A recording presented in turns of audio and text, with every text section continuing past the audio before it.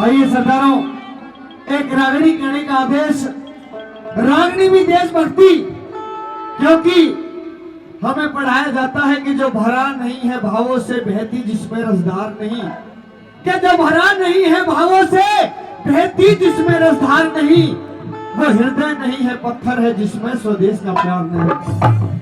सजनों बताया कि कितने वीर चले गए सजनों मेरी भारत मां पे मर के, और आजादी की लिखी कहानी कलम लहू में भर के। रागनी होगी सुभाष चंद्र बोस के प्रसंग से कि जब सुभाष चंद्र बोस अपनी भारत माता को आजाद कराने के लिए पता नहीं क्या क्या कर रहे थे, क्योंकि उन्होंने भारत मां को आजाद कराने के लिए क्या क्या सपने देखे थे। अपने भाई शरद चंद्र बोस के पास गए कि भाई मैं एक सेना का गठन करना चाहता हूं जो मेरे भारत देश को आजाद कराएगी। इतनी बात सुनी भाई ने कहा कि कौन सी सेना? कि वो होगी आजाद हिंद फौज। भाभी के पास गए कि भाभी मैं देश आजाद कराने के लिए जा रहा हूं, क्योंकि मेरा देश इन अंग्रेजों से ऐसे ही आजाद नहीं होगा। भाई की आज्ञा ली, भाभी की आज्ञा ली और काबुल के लिए चले गए। जब काबुल में पहुंचे सजनों, वहां पे बताया एक भटियारी के यहाँ पर पहुंच गए, और भटियारी से कहा कि भटियारी मैं एक पठान हूं और तेरे यहाँ पर जहारवीर के दर्शन करने के लिए आया हूं। सजनों भटियारी ने बताते हैं कि 5 रुपए किराया लगता था, लेकिन सुभाष चंद्र बोस से 100 रुपए किराया लिया, और सुभाष चंद्र बोस ने हाथ जोड़ करके दिया कि अगर कोई पुलिस वाला आए तो उसे ये मत बताना कि तेरे यहाँ पर कोई भारतीय या परदेशी आया है। सजनों कमरा लिया, जाकर के सुभाष चंद्र बोस हारे थके हुए थे, जाकर के कमरे में सो गए। थोड़ी देर बाद एक पुलिस वाला आया, अरे हमें पता चला है यहाँ पर कोई भारतीय आया है। भटियारी ने लाख बार मना कर लिया, लेकिन जबरदस्ती पुलिस वाला घर के अंदर पहुंच गया और सोते हुए सुभाष चंद्र बोस को उठा लिया कि हमें पता चला है तू भारतीय है, देशद्रोह के जुर्म में तुझे जेलों के अंदर बंद किया जाएगा। सजनों इतनी बात सुनी, सोने की घड़ी रखते थे सुभाष चंद्र बोस, क्योंकि भारत माता के लिए अपने आईएएस की नौकरी छोड़ दी थी।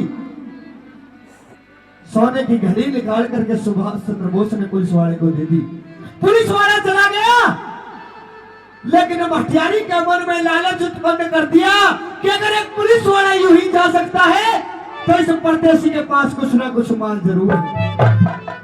सुभाष चंद्र बोस निश्चित होकर के लेट गए, एक खंजर लिया और जाकर के सुभाष चंद्र बोस के सीने के ऊपर टेक दिया मारने के लिए। लेख बताते हैं कि भारत माता सपने वाली रहे सुभाष, तेरी भारत माता इस तरह से आजाद होने वाली नहीं है। अगर आजादी चाहता है तो पहले संकट का सामना करना सीख। घड़ी तो मेरी औकात नहीं है, दादा ने सी रागनी लिख रखी है, घर का दिमाग हुआ और घर का खून हुआ तो गात करके रूम कढ़ावेगा। क्या कहने लगे सुभाष चंद्र बोस? क्या लिखा?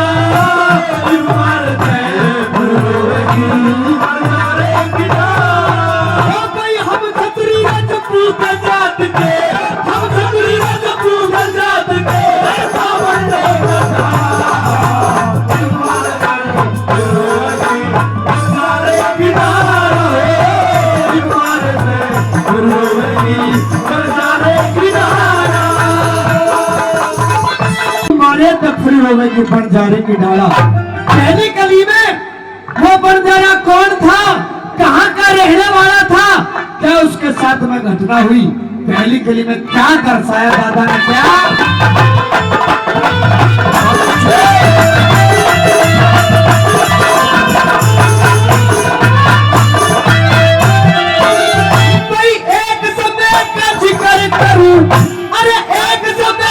एक लखी फाबन प्यारा 352 सर की उसके लंबा चौड़ा नारा है 352 सर की उसके लंबा चौड़ा सारे के वो खर्च करे था सारे के वो खर्च करे था मोटा साहूकारा बनजारे ने एक कुत्ता पाया जो लगे जान पे प्यारा है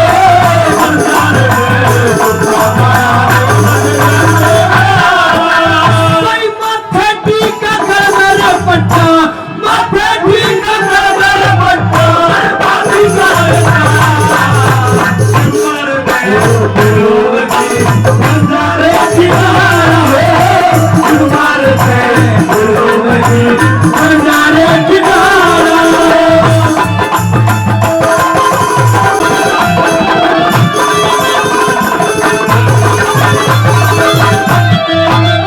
और आदरणीय बड़े भाई जो कई हजारों रुपए पहले 500 रुपए और भाई बड़े भाई मनोज यादव ढाणी शंकराली 500 रुपए सागरी पर और देकर के मान्य सम्मान करें भाई का बार बार धन्यवाद धन्यवाद।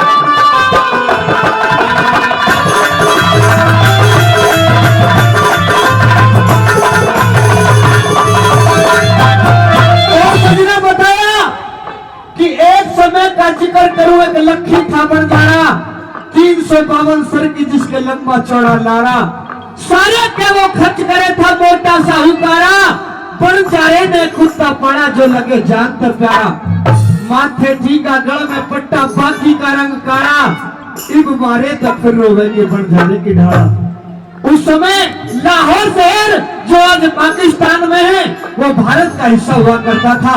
वहां पे ऐसी बीमारी आई कि गांव में कोई नहीं बचा सारे के सारे लोग मारे गए वो कुत्ता और बनजारा बच गया। लाहौर शहर से वो बनजारा कुत्ते को लेकर के किस तरह से आगरे की तरफ आया और क्या लिखा दादा ने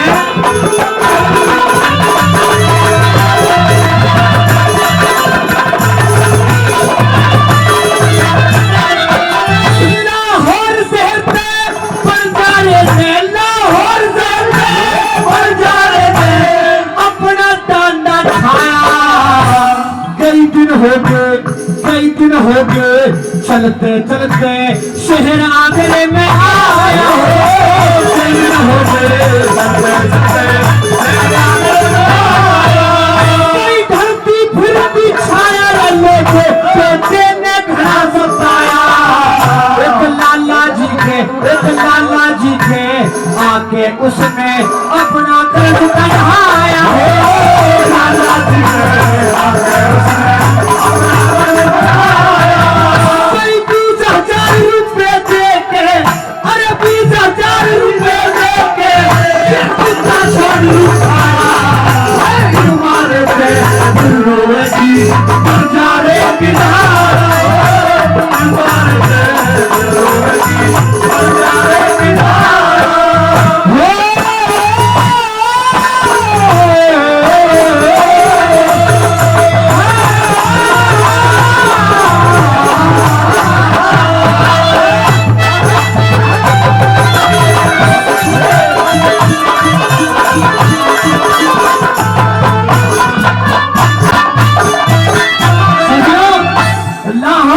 से आगरा तो आ गया बनजारा लेकिन पास एक भी पैसा नहीं था। एक लाला जी के पास गया कि लाला जी मेरे साथ में ये घटना हुई है मुझे 20,000 रुपए उधार चाहिए। लाला जी से 6 महीने की कहकर गया था अपने कुत्ते को वहीं पर गिरवी रख दिया 1 साल तक वापस नहीं आया। अब लाला जी कुत्ते ने देखे अरे तू बेईमान वो तेरा लखी बनजारा बेईमान 6 महीने की कहकर गया था आज तक वापस नहीं आया। लखी बनजारे का नाम सुना कुत्ते की आंखों में सब पड़ आंसू आने लगे। इतनी बात सुनी उसके घर देर अंधेर नहीं है। एक दिन सेठ के घर में चोर चोरी करने के लिए घुसे। वो कुत्ता गाल में बैठा। कुत्ते ने क्या जोहर दिखाया क्या लिखा कैसे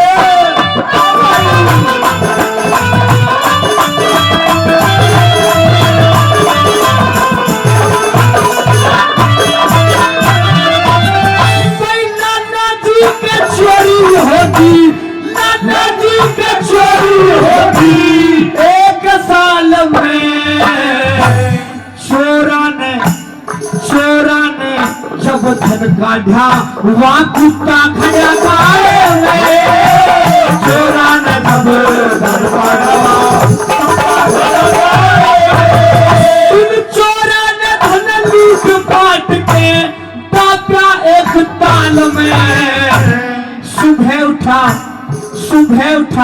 जब पता लगी वो कुत्ता लाया वाले ने सुबह उठा जब पता लगी अरे नाना जी तो रोजी हो गया नाना जी राजी हो गया कुत्ता छोड़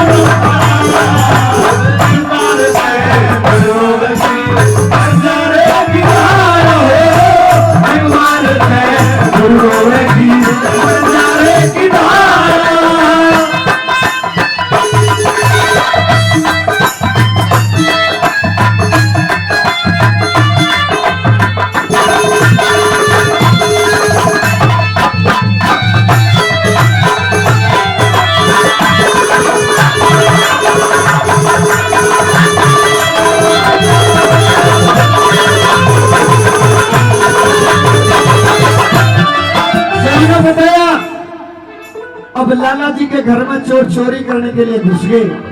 कुत्ता भौंका नहीं, क्योंकि अगर उस रात भौंक जाता तो वो चोर सेठ ने मारे, सेठ के गुणों पे न भी मार दे। चोरों ने चोरी करी, उस माल को एक तालाब में काट करके आ गए कि कुछ दिन बाद ले लेंगे, लेकिन वो कुत्ता सब नजारा देख करके आ गया। सुबह सेठ उठा, घर के दो कमची कुत्ते में मार दे रहा, तू बेईमान, तेरा लक्की बंजारा बेईमान। अब लक्की बंजारे का नाम सुना, सेठ की धोती पकड़ी और खजाना जहां दबाया था चोरों ने वहां पर ले गया। बड़ा खुश हुआ, अरे तेरा लक्की बंजारा ठीक कहता, तेरे तो 20 लाख भी थोड़े हैं। चिट्ठी लिखी कि लक्की बंजारा मेरे तो आए हो गए, तने और चाहिए तो और ले दीजिए, तेरे कुत्ते ने वो काम कर दिया। इतनी बात सुनी सजनों, कुत्ता जाकर के अपने मालिक को ढूंढ लिया और जब ढूंढा उधर से लक्की बंजारे ने सोचा मेरी रेह है माटी करवा के आ गया। देसी कट्टा रखता था, कुत्ते में गोली मार दी और चिट्ठी नहीं पड़ी। चिट्ठी पड़ी तो क्या हुआ, दाता ने क्या लिख दिया, कैसे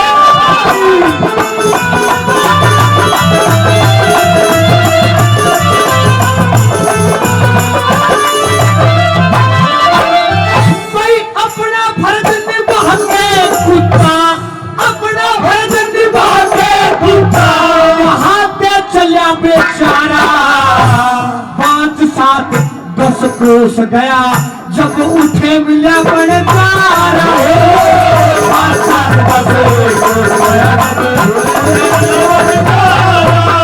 कोई बनचारे नहीं न जान के, बनचारे नहीं न जान के कुत्ता जीते मारा। घर में बंधी चिट्ठी देखी, हाथ फेर कुछ कारा हो। घर में बंधी चिट्ठी में लिख रहा था कि लक्की बंजारे मेरे आए हो गए, तुझे और चाहिए तो और ले दीजिए, तेरे कुत्ते ने वो काम कर दिया। उस दिन कहावत बनी कि इस तरह मत पछताना जिस तरह लक्की बंजारा अपने कुत्ते ने मार दिया था।